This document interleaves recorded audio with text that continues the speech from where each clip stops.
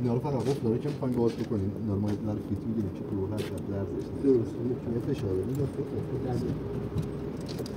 این یکی طبقه داره اون یکی طبقه نذاشتیم طبقه‌ش هم خاصه می‌تونیم در بشیم طبقه ما فکر کردیم که بتونیم در نیست این از کشوتون شما اجار و خراب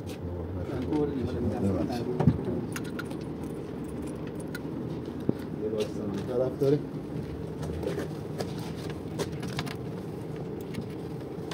یه طبقه نذاشتیم داخلش چه چیزایی بزرگ کردم چرخیدن صندلی هم بهشون تشریف بیاری یه زمان داره این رسید